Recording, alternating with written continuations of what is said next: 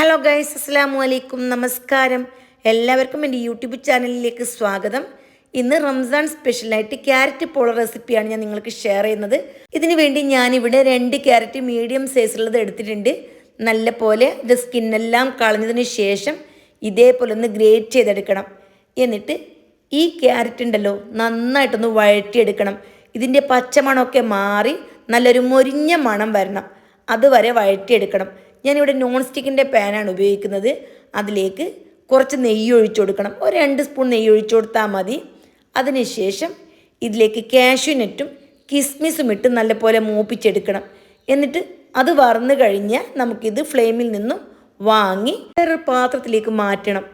പിന്നെ കാഷ്യൂനട്ടും കിസ്മിസെല്ലാം ഫ്രൈ ചെയ്യുന്ന സമയത്ത് തീ വളരെ ചെറുതാക്കി വെക്കണം. എന്നിട്ട് നമ്മൾ ക്യാരറ്റ് ഇട്ട് കൊടുക്കുമല്ലോ, ആ സമയത്ത് തീ കൂട്ടി കൊടുത്താൽ മതി. ഇനി ബദാമോ പിസ്തയോ നിങ്ങൾക്ക് എന്താണ് നട്സ് വേണ്ടത് അതെല്ലാം നമുക്കിതിലേക്ക് ഉപയോഗിക്കാം. പിന്നെ വേണ്ടത് തേങ്ങയാണ്. ഈ നെയ്യിൽ തന്നെ തേങ്ങയും വറുത്തെടുക്കണം. തേങ്ങ ഇവിടെ ഞാൻ 1 കപ്പാണ് ചേർത്തിട്ടുള്ളത്. അതും നന്നായിട്ട് മൂപ്പിച്ചെടുക്കണം. നല്ലൊരു മണം വരണം. ആ രീതിയിൽ ഒന്ന് മൂപ്പിച്ചെടുക്കണം.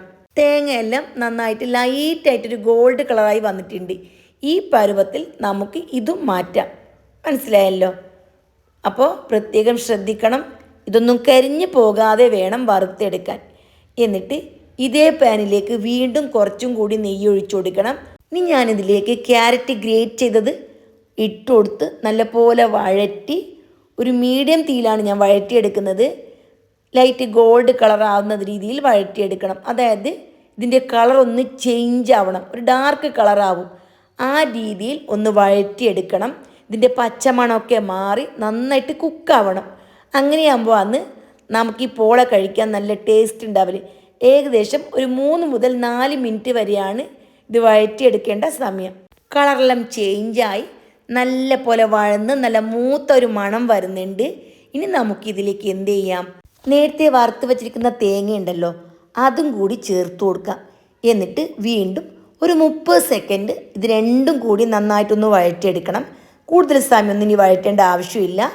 അതിനുശേഷം ഇതിലേക്ക് 3 ടേബിൾ സ്പൂൺ പഞ്ചസാരയും കൂടി ചേർത്ത് കൊടുക്കണം. ഒരു മീഡിയം അളവിലാണ് ഞാൻ പഞ്ചസാര എടുത്തിട്ടുള്ളത്. ഇനി നല്ല മധുരം ഇഷ്ടപ്പെടുന്നവരാണെങ്കിൽ 4 ടേബിൾ സ്പൂൺ വരെ ചേർത്ത് കൊടുക്കാം. ഇനി പഞ്ചസാര ക്യാരറ്റ് ഉണ്ടല്ലോ ഇതിൽ കിടന്ന് നന്നായിട്ട് ഒന്ന് ഉരുകി വരണം, ഒന്ന് മെൽറ്റ് ആവണം. ആ രീതിയിൽ നമുക്ക് വഴറ്റിയെടുക്കാം. പഞ്ചസാരയെല്ലാം നല്ല പോലെ മെൽറ്റായി വരുമ്പോൾ ഉണ്ടല്ലോ ഇതിൻ്റെ കളർ തന്നെ ചേഞ്ചായിട്ട് നല്ല ഡാർക്ക് മഞ്ഞ കളറായി വന്നിട്ടുണ്ട്. ഈ കളറാവുന്ന രീതിയിൽ ഇത് വഴറ്റിയെടുക്കണം. അതിനുശേഷം ഇതിലേക്ക് നേരത്തെ ഫ്രൈ ചെയ്ത് മാറ്റി വെച്ചിരിക്കുന്ന കാഷ്യൂനട്ട് ഉണ്ടല്ലോ, അതായത് കാഷ്യൂനട്ടും ബദാമെല്ലാം അതെല്ലാം ഇതിലേക്ക് ചേർത്ത് കൊടുക്കാം. ഇനി കിസ്മിസ് വേണമെന്നുണ്ടെങ്കിൽ അത് ചേർത്ത് കൊടുക്കാം. നിങ്ങളുടെ കയ്യിൽ ഏത് നട്സാണുള്ളത് അത് ചേർത്ത് കൊടുത്താൽ മതി. ഇനി നമുക്ക് വേറൊരു പാത്രത്തിലേക്ക് മാറ്റാം. ചൂടാറുന്ന സമയം കൊണ്ട് നമുക്കിതിലേക്ക് ആവശ്യമുള്ള മുട്ട ബാറ്റർ ഉണ്ടല്ലോ അതൊന്ന് റെഡിയാക്കാനുണ്ട്. അപ്പോൾ അതിന് വേണ്ടി ഒരു മിക്സിയുടെ ജാറിലേക്ക് ഞാൻ 3 മുട്ടയാണ് ഒഴിച്ചു കൊടുക്കുന്നത്. 3 മുട്ടയും ഒഴിച്ചു കൊടുത്ത പിന്നെ ഇതിലേക്ക് ആവശ്യത്തിനുള്ള പഞ്ചസാര ചേർത്ത് കൊടുക്കണം. പഞ്ചസാര ഞാനിവിടെ 3 ടേബിൾ സ്പൂൺ തന്നെയാണ് എടുത്തിട്ടുള്ളത്. അതേപോലെ 3 ടേബിൾ സ്പൂൺ പാലും കൂടി ചേർത്ത് കൊടുക്കണം. ഇനി മധുരം ആവശ്യമാണെങ്കിൽ കൂടുതൽ ചേർത്ത് കൊടുക്കാം. പിന്നെ 1 ടീസ്പൂൺ വനില എസൻസ് ഉണ്ടല്ലോ അതും വളരെ കുറച്ച് 1 നുള്ളു ഉപ്പും കൂടി ചേർത്ത് കൊടുത്തു. അതിനുശേഷം നമ്മൾ റെഡിയാക്കി വച്ചിരിക്കുന്ന ക്യാരറ്റ് മിക്സ് ഉണ്ടല്ലോ അതിൽ നിന്നും പകുതി ഭാഗം ഇതിലേക്ക് ചേർത്ത് കൊടുക്കണം. ബാക്കി പകുതി നമുക്ക് പിന്നീട് ആവശ്യമുണ്ട്. എന്നിട്ട് നല്ല പോലെ പേസ്റ്റ് പരുവത്തിൽ അടിച്ചെടുക്കണം. ഇനി നമ്മളിതൊരു നോൺ സ്റ്റിക്കിൻ്റെ പാനിലാണ് ഉണ്ടാക്കിയെടുക്കുന്നത്. വട്ടം കുറവുള്ള പാൻ വേണം എടുക്കാൻ. ഇത് വളരെ കുറഞ്ഞ അളവാണുള്ളത്.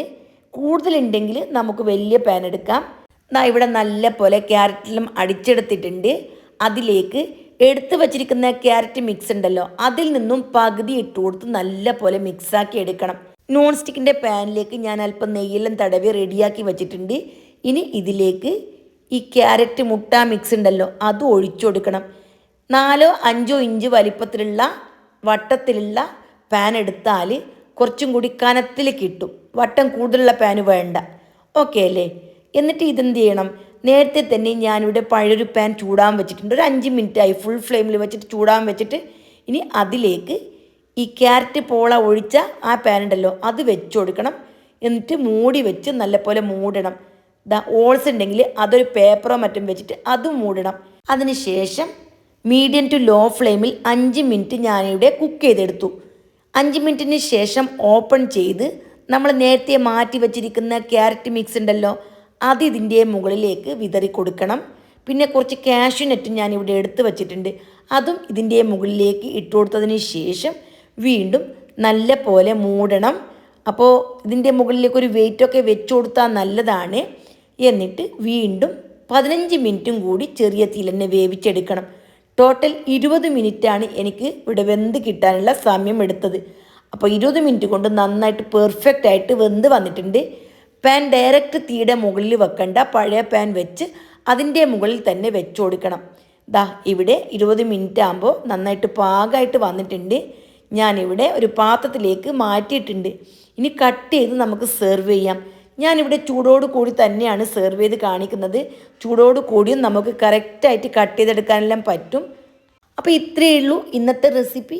സിമ്പിളായിട്ടുള്ള ക്യാരറ്റ് പോളയാണ്, ഭയങ്കര ടേസ്റ്റിയാണ്.